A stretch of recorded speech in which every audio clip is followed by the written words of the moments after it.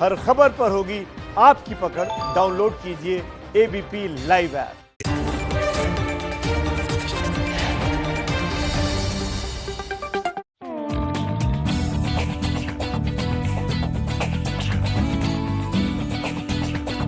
खतरा है, लेकिन वही है कि हमें सामान लेना है, कपड़े लेने हैं, दिवाली की शॉपिंग करनी है, तो अब आना तो है ही।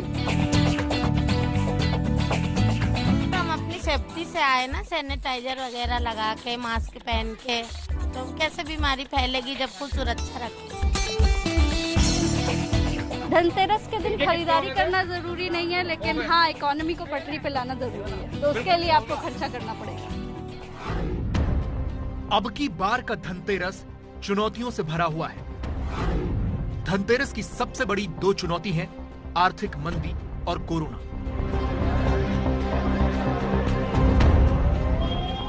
लोगों की यह भीड़ डराती है, इसीलिए सवाल उठता है कि क्या लोगों ने कोरोना से डरना छोड़ दिया है? मास्क नहीं लगाया, मास्क घर में रखा है। मास्क घर में रखा, भीड़ भाड़ है, आपकी बचत के लिए। कोई बचत नहीं ना, ऊपर वाले की बचत होना चाहिए, बाकी किसी की। ऐसे डायलॉग फिल्मों में ही अच्छे लगते हैं। कोरोना के मामले में जिंदगी की डोर इन दो डोरियों से बंधी है, यानी मास्क से। मास्क ही असली बचाव है, लेकिन क्या करें, नेता तो कह कहकर थक गए, जनता है कि मानती ही नहीं। दीपावली खूब धूमधाम से मनाइए,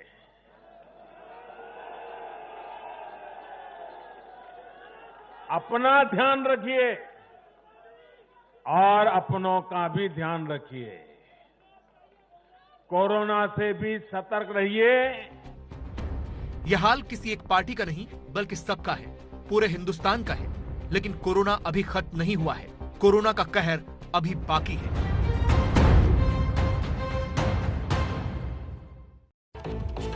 नमस्कार, मास्टर स्ट्रोक में आप सभी का बहुत बहुत स्वागत है। आपके साथ हूं मैं रुबिका लियाकत। आज धनतेरस है, आपको बहुत सारी शुभकामनाएं। देश के बाजारों में खरीदारी के लिए लोगों की जो भीड़ उमड़ रही है, उसकी तस्वीर और झलक आपने देखी। भीड़ को देखकर आपको ये लगेगा कि लोगों ने कोरोना की फिक्र छोड़ दी है और अब कोरोना के ऊपर त्योहार भारी पड़ गया है। लेकिन इसके दो पहलू हैं।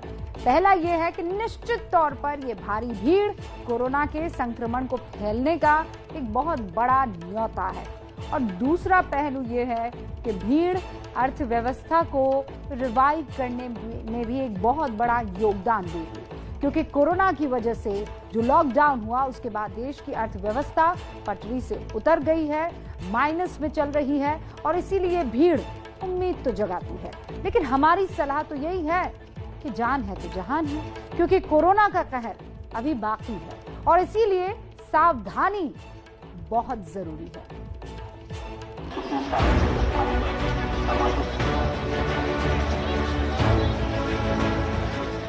धनतेरस पर धन के लिए कुबेर और आरोग्य के लिए धनवंतरी की पूजा की जाती है, और जिस बीमारी से पूरा देश जूझ रहा है वो स्वास्थ्य और धन दोनों के लिए हानिकारक है।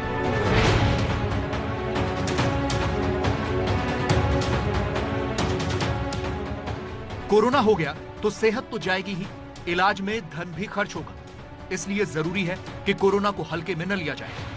अगर आपने भी कोरोना से डरना छोड़ दिया है तो हमें उम्मीद है कि इस रिपोर्ट के बाद आप फिर से सावधान रहना शुरू कर देंगे। इसलिए सबसे पहले ये जान लीजिए कि देश में कोरोना का स्टेटस है क्या। देश में अभी कोरोना के 86,83,916 केस हैं, जिनमें से 4,89,294 एक्टिव केस हैं, यानी 5.63%। यह बात सही है कि देश में अब कोरोना के संक्रमण की रफ्तार में कमी आई है, क्योंकि भारत में एक दिन में 97,994 केस आ चुके हैं। अब संक्रमण की यह रफ्तार आधी हो चुकी है। पिछले 24 घंटे में कोरोना के 47,905 केस आए हैं। 18 सितंबर से कोरोना के केसेस में कमी दर्ज की गई है, लेकिन इसका मतलब ये नहीं है कि खतरा खत्म हो गया है, क्योंकि कोरोना से पिछले 24 घंटे में 550 लोगों की मौत हुई है। अब तक कुल 1,28,121 लोगों की मौत हो चुकी है। आंकड़ों में स्थिति आपको इसलिए अच्छी लग सकती है क्योंकि भारत में कोरोना संक्रमण से सिर्फ 1.48% लोगों की मौत हुई है, और दुनिया में सबसे ज्यादा 93% कोरोना मरीज भारत में ठीक हुए हैं। लेकिन सच्चाई यह है कि कोरोना अभी भी हकीकत है, कोरोना की कोई कारगर वैक्सीन अभी तक नहीं आई है। भारत में लोग लगातार लापरवाही कर रहे हैं। लोगों ने मास्क लगाना भी कम कर दिया है। उत्तराखंड के सल्ट से विधायक सुरेंद्र सिंह जीना की कोरोना से मौत हो गई। जीना बीजेपी के विधायक थे और उनकी उम्र सिर्फ 51 साल थी। देश में बहुत से राज्य कोरोना की दूसरी वेव से परेशान हैं, जैसे दिल्ली में पिछले 24 घंटे में 8,593 कोरोना पॉजिटिव केस आए हैं, जो सबसे ज्यादा है। इसीलिए त्योहारों के इस मौसम में भीड़ से डर भी लग रहा है। लोग खतरे को जान तो रहे हैं, लेकिन मान नहीं रहे। कोरोना तो चल रहा है, बट क्या करें, लेना है तो आएंगे ही ना। दिवाली है, फेस्टिव सीजन है, तो आएंगे ना। नहीं, मेरे को कोई डर नहीं है। मेरे को लॉकडाउन में भी डर नहीं था और अभी भी डर नहीं है। एक्चुअली अभी कोरोना का कुछ है भी नहीं है, नॉर्मल ही है, सब हो गया है ना। कोरोना का अभी तो लग नहीं रहा है इसके लिए। इसीलिए ये कहा जा रहा है कि अगर लोग नहीं माने और ऐसी ही लापरवाही जारी रही तो फिर कोरोना के खिलाफ की गई पिछले 9 महीने की ये लड़ाई देश हार जाएगा। How do we prevent a subsequent wave? One, of course, is to have an effective vaccine which is given to a large number of people.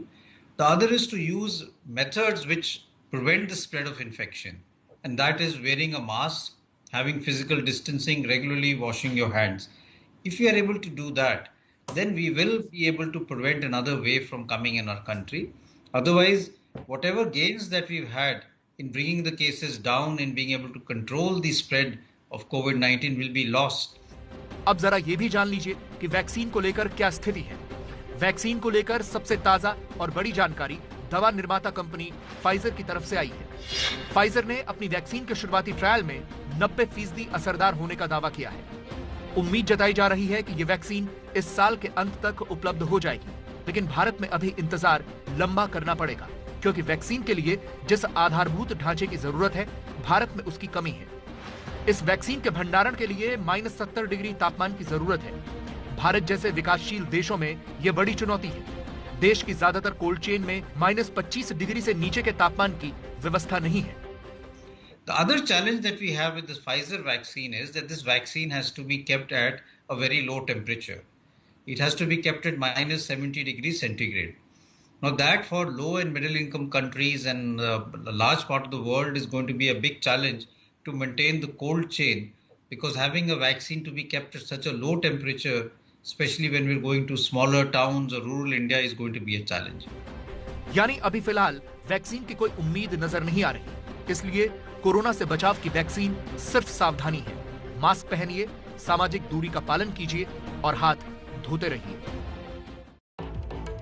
America से लेकर यूरोप तक कोरोना के मामले बढ़ रहे हैं। कोरोना का खौफ बढ़ रहा है। भारत में आप धनतेरस या दिवाली की शॉपिंग के लिए निकले होंगे तो आपको लगा होगा कि अपने देश में कोरोना का कोई खौफ ही नहीं लग रहा। पूरा बिहार का चुनाव निपट गया। रैलियों से लेकर जीत के जश्न तक कहीं कोरोना का डर नहीं लगा। लोग बगैर मास्क, बगैर सोशल डिस्टेंसिंग के घूम रहे हैं। फिर कोरोना रुका कैसे हुआ है? क्या वाकई अब कई लोगों को बेधड़क हो जाना चाहिए तैयार बाहर ऐसे ही घूमने के लिए? देखिए रिपोर्ट। कोरोना काल में गले मिलने की तस्वीरें आज की ही हैं। तस्वीरों में दिख रहे हैं असदुद्दीन ओवैसी और बिहार विधानसभा में जीते उनके 5 विधायक। इस मुलाकात में सोशल डिस्टेंसिंग, ये भला किस चिड़िया का नाम है? और मास्क, वो भला किस काम आता है?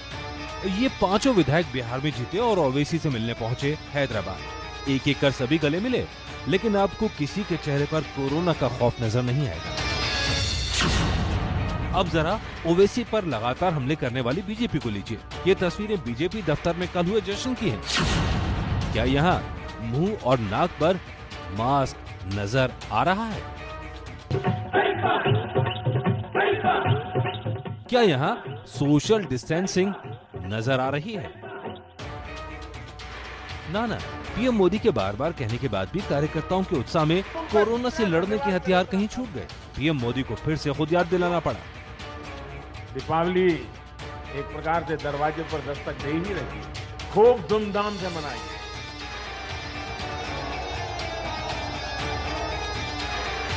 अपना ध्यान रखिए और अपनों का भी ध्यान रखिए। कोरोना से भी सतर्क रहिए बिहार में पूरा चुनाव हो गया, लेकिन कोरोना से लड़ाई हवा हवाई ही रह गई। लेकिन कोई बड़ा कोरोना ब्लास्ट होता नजर नहीं आया। अब जरा बाजारों का हाल देखिए। कौन कहेगा कि ये कोरोना काल का धनतेरस है?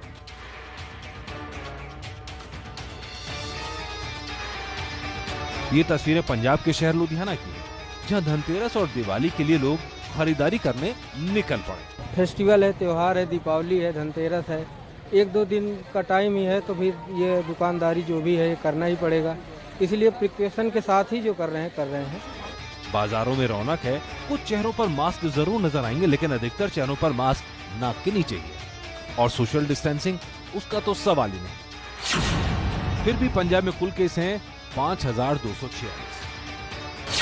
अब दिखा रहे हैं मेरठ की तस्वीरें, जहां लग ही नहीं रहा कि कोरोना का कोई खौफ या असर बाकी है। कहां है मास्क? सिर्फ गिनती के चेहरों पर। कहां है सोशल डिस्टेंसिंग? भला ये क्या चीज होती है? दिवाली और धनतेरस की खरीदारी के आगे कोरोना का डर छू हो चुका है। फिर भी उत्तर प्रदेश में कुल केस हैं 22,562। ये तस्वीरें देश की राजधानी दिल्ली की सरोजिनी नगर मार्केट की हैं, जहां बाजार में जाने के लिए लोग लाइन लगाकर इंतजार कर रहे हैं, क्योंकि यहाँ सावधानी बरती जा रही है। क्योंकि फिलहाल दिल्ली कोरोना कैपिटल बन चुकी है। क्योंकि कुल मामले हो गए हैं 42,629। सवाल ये, ऐसा कैसे हो सकता है? जहाँ ज्यादा सावधानी है वहाँ ज्यादा केस, और जहाँ कम सावधानी है वहाँ कम केस। आखिर कोरोना की इस उलट बांसी का राज क्या है? ये नया वायरस है जिसका संक्रमण देर तक आम वायरस से कहीं ज्यादा रहता है। लेकिन तमाम लापरवाही के बाद भी भारत में कोरोना की रफ्तार पर ब्रेक लगा हुआ नजर आ रहा है। इसकी वजह क्या है?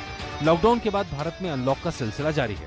बाजारों में रौनक है, दुकानें, मॉल खुल चुके हैं, लगभग पूरा भारत चल पड़ा है। सिर्फ बड़े आयोजनों पर कुछ प्रतिबंध है। इसके बाद भी पिछले 2 महीने में एक्टिव केस लगातार कम हो रहे हैं। सितंबर के मुकाबले अब लगभग आधे केस ही आ रहे हैं। एक तर्क दिया जा रहा है कि भारत में करीब 30% लोगों के बदन में एंटीबॉडी विकसित हो चुकी है। दिल्ली में हुए ताजा सीरो सर्वे में पाया गया कि 15,000 लोगों में से करीब 1/4 के बदन में कोरोना की एंटीबॉडी पाई गई, यानी उन्हें कोरोना होकर गुजर चुका है। वहीं भुवनेश्वर में हुए सीरो सर्वे में पाया गया कि करीब 50% आबादी के बदन में एंटीबॉडी थी। इसी आधार पर कहा जा रहा है शहरों में बड़ी आबादी को कोरोना हो चुका है, लेकिन ज्यादा असर डाले बिना निकल गया। वहीं एक तर्क ये भी दिया जा रहा है कि सुपर स्प्रेडर यानी बीमारी को ज्यादा फैलाने वाला समूह पहले ही कोरोना का सामना कर चुका है, और यही वजह है भारत में कोरोना की रफ्तार धीमी पड़ गई है। सिर्फ फैलना नहीं, मौत के आंकड़े भी भारत के समर्थन में हैं। बेल्जियम में प्रति 10 लाख आबादी पर मौत हुई है 1185। ब्राजील में प्रति 10 लाख आबादी पर मौत हुई 767। अमेरिका में प्रति 10 लाख आबादी पर मौत का आंकड़ा है 746, जबकि भारत में प्रति 10 लाख आबादी पर मौत का आंकड़ा है 93। प्रति 10 लाख आबादी पर मौत के आंकड़े पर भारत 91वें नंबर पर है। लेकिन एक दूसरा सच ये है, दुनिया भर में देखा गया है कि पहले पीक के 4 महीने बाद कोरोना फिर से लौटता है, जैसे अमेरिका और यूरोप में इन दिनों हो रहा है। अमेरिका में 24 जुलाई को 79,437 केसों का पीक आया था। इसके बाद केस घटने शुरू हो गए, लेकिन अब 10 नवंबर को वहां केस सामने आए 1,42,906, यानी 2 गुने से भी ज्यादा। भारत में पीक सितंबर के महीने में आ चुका है। ऐसे में अभी तो केस घटते हुए लग रहे हैं, लेकिन आने वाले वक्त में भी ऐसा रहेगा ये जरूरी नहीं।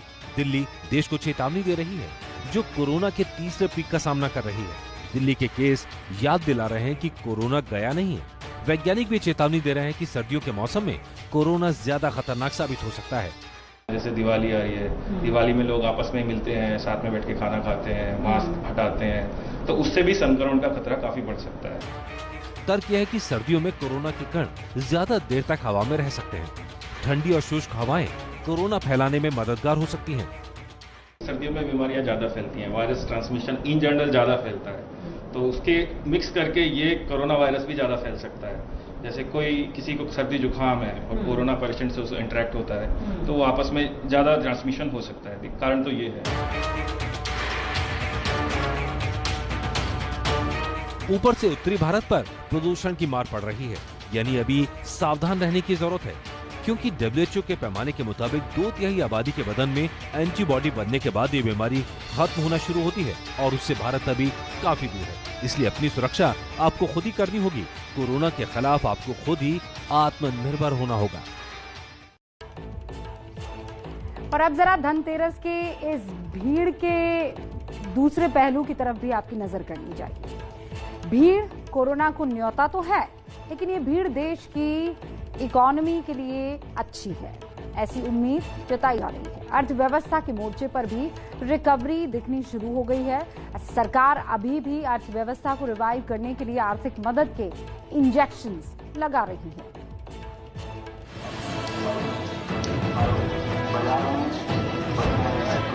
देश की राजधानी दिल्ली की ये तस्वीर उम्मीद जगाती है।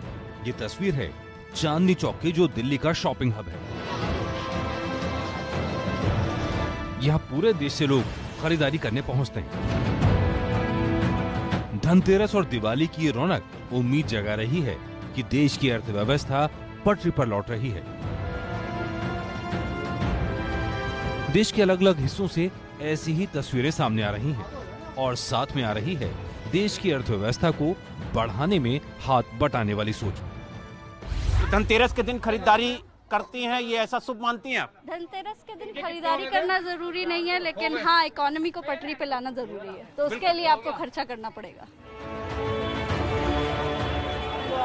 इसी के साथ मिल रहे हैं संकेत कि देश की अर्थव्यवस्था पटरी पर लौट रही है, आत्मनिर्भर भारत की तरफ बढ़ रही है। आत्मनिर्भर भारत के लक्ष्य और संकल्प के साथ आगे बढ़ रहा है। आज आत्मनिर्भर भारत का विचार 130 करोड़ से अधिक भारतीयों के कलेक्टिव कॉन्शियसनेस का, हमारी एस्पिरेशंस का हिस्सा बन चुका है। आत्मनिर्भर राष्ट्र तभी बनता है जब संसाधनों के साथ साथ सोच और संस्कारों में भी वो आत्मनिर्भर बने।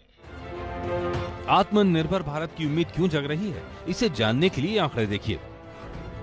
2020-21 की दूसरी तिमाही में जीडीपी विकास दर घटने का अनुमान 8.6%। 2020-21 की पहली तिमाही में जीडीपी विकास दर घटी 23.9%। लगातार 2 तिमाही में जीडीपी घटना मंदी का संकेत है। मंदी यानी नौकरियां घटेंगी और आमदनी कम होगी। लेकिन अभी ट्रेंड बदल रहा है। आरबीआई ने संकेत दिया है कि अगली तिमाही में अर्थव्यवस्था मंदी के दौर से बाहर आ सकती है।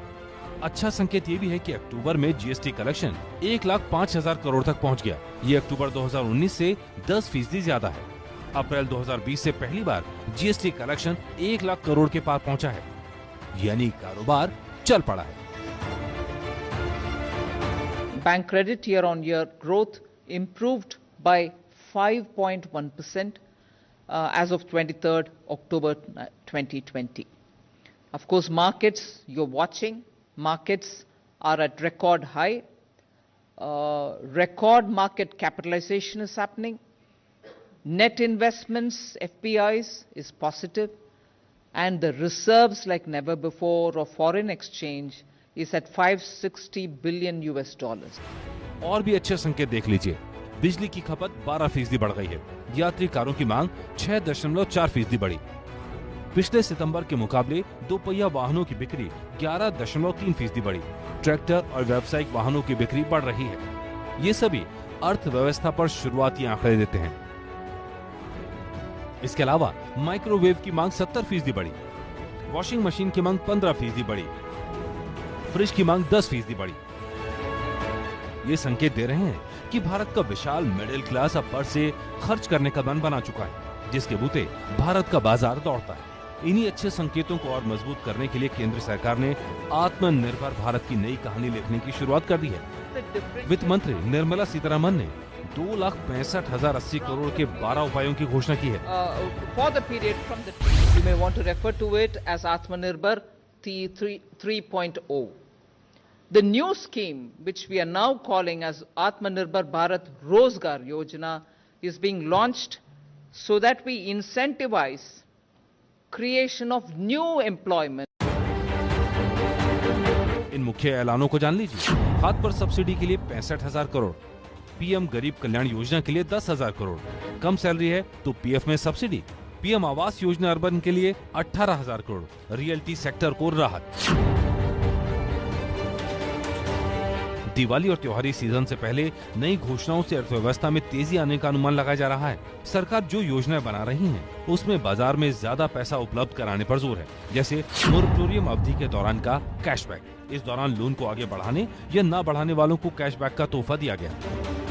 सुप्रीम कोर्ट के आदेश के बाद साधारण ब्याज और चक्रवृद्धि ब्याज के अंतर की रकम लोगों के खाते में डाली जा रही है, जिससे करीब 7,500 करोड़ रुपए खातों में पहुंचेंगे, जो बाजार में खर्च होने के लिए उपलब्ध रहेंगे। केंद्र सरकार ने अपने कर्मचारियों के लिए स्पेशल फेस्टिवल एडवांस स्कीम भी बनाई, जिसके तहत 10,000 रुपए एडवांस दिए जाएंगे।